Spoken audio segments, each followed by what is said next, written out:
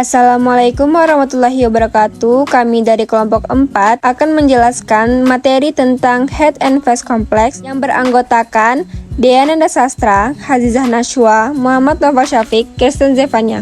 Struktur tulang pada kepala dan wajah. Tulang kepala terdiri dari 8 tulang, yaitu tulang oksipital, 2 tulang parietal, 1 tulang frontal, 2 tulang temporal, 1 tulang etmoid, dan 1 tulang sphenoid. Tulang-tulang penyusun rangka kepala selanjutnya adalah tulang wajah. Tulang wajah dibagi menjadi 6 bagian, yaitu tulang zigomatik, tulang maksila, tulang lakrimal, tulang hidung, tulang mandibula, dan tulang palatina.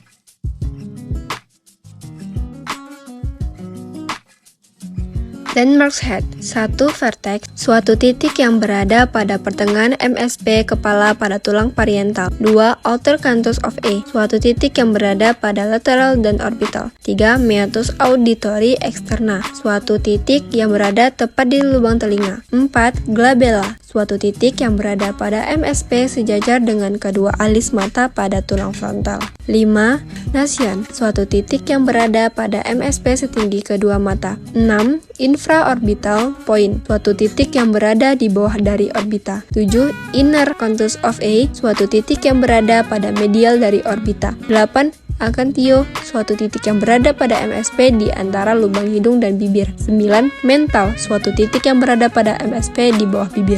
Landmark face, patokan analisa wajah. 1 tampak frontal, region, batas superior dahi, nasyan, bagian terendah pada pangkal hidung, subnasal, perbatasan antara kolumella dengan bibir atas pada dasar hidung, meton, batas bawah kontur jaringan lunak dagu. 2 tampak lateral, glabella, titik paling prominent pada bidang mid sagittal dahi, rhinion, perbatasan antara bagian tulang dan cartilago dorsum nasi, tip, proyeksi paling anterior dari nasal tip.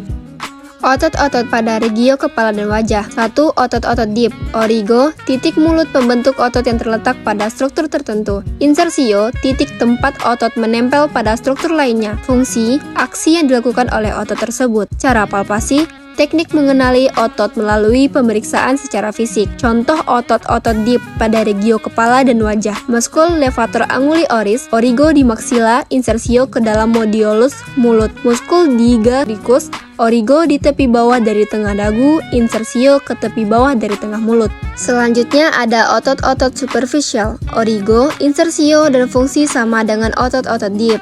Namun, otot-otot superficial terletak lebih dekat dengan permukaan tubuh. Contoh otot-otot superficial pada regio kepala dan wajah. Muskul frontalis, origo di tepi bawah dari tengah dagu, insersio ke kulit di atas mata. Muskul orbicularis oculi, origo di sekitar kulit mata, insersio ke kulit di sekitar mata. Cara palpasi otot-otot. Palpasi adalah teknik mengenali otot melalui pemeriksaan secara fisik. Palpasi dapat dilakukan dengan menggunakan jari dan telapak tangan untuk mengidentifikasi otot yang terletak di bawah kulit. Palpasi dapat membantu dalam mengidentifikasi otot yang terlibat dalam masalah kesehatan atau salah fungsional. Untuk mengetahui letak otot ini, pastikan posisi pasien dalam keadaan duduk. Tahap pertama, tempatkan jari palpasi di atas fossa temporal.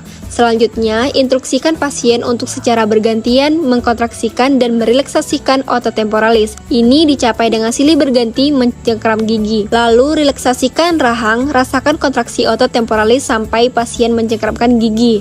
Tahap 3, palpasi keseluruhan otot sambil pasien mengkontraksikan dan merelaksasikannya sebagaimana yang dimaksud. Tahap akhir, setelah otot temporalis dilokalisasi, mintalah pasien kembali rileks dan selanjutnya palpasi untuk mengevaluasi batas tepitonusnya.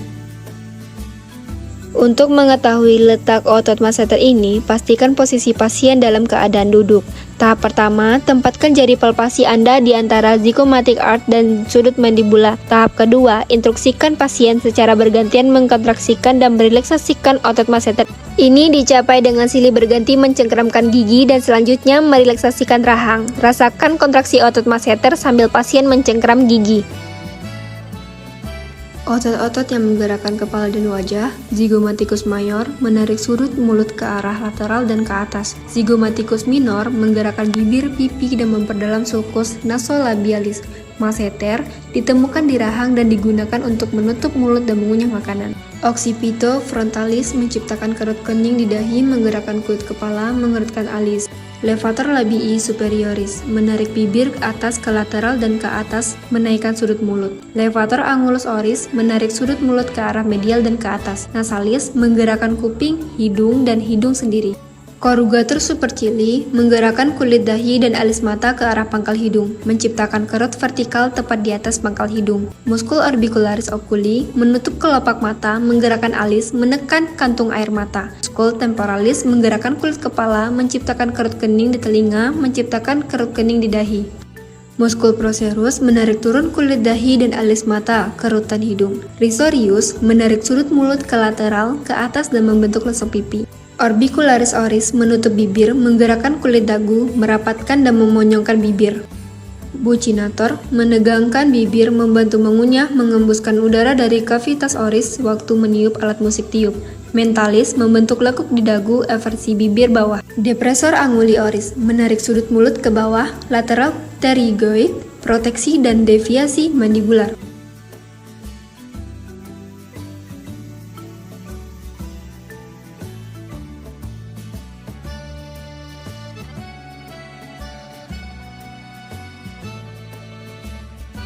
Ligamen pada kepala dan wajah. 1. Ligamen temporomandibular menghubungkan rahang bawah ke tulang tengkorak. 2. Ligamen periodontal menghubungkan gigi ke tulang rahang. Ini membantu untuk menstabilkan gigi dan mencegahnya rontok. Yang ketiga, ligamen alar menghubungkan hidung ke tulang rahang atas. Exclamation ini membantu untuk mendukung hidung dan mencegahnya bergerak. 4. Ligamen kantal menghubungkan kelopak mata ke tulang tengkorak. Ini membantu untuk mendukung kelopak mata dan mencegahnya kendor. Yang kelima, ligamen kornea menghubungkan kornea ke sklera. Ini membantu untuk menjaga bentuk kornea dan mencegahnya menonjol. Struktur khusus pada kepala. Struktur khusus pada kepala manusia meliputi berbagai bagian penting seperti tengkorak, otak, mata, telinga, hidung, dan mulut. Masing-masing bagian ini memiliki fungsi khusus dalam mendukung fungsi sensori, kognitif, dan motorik tubuh manusia.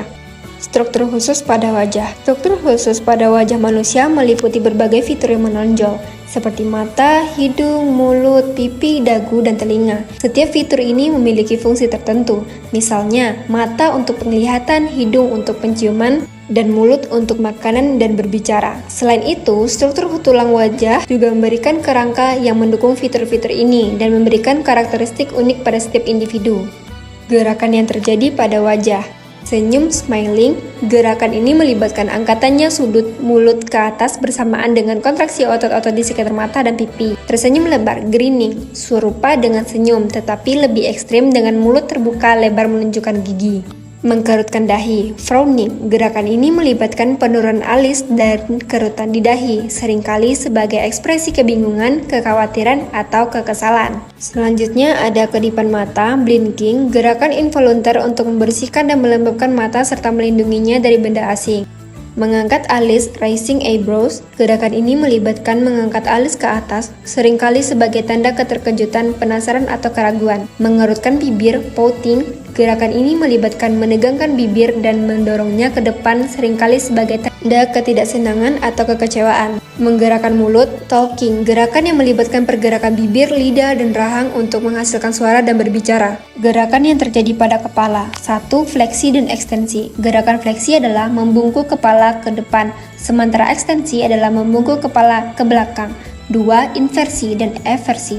Inversi adalah memiringkan kepala ke samping sehingga telinga mendekati bahu, sementara eversi adalah kebalikannya. 3. Rotasi. Gerakan rotasi adalah memutar kepala ke samping seperti mengangguk atau menggelengkan kepala.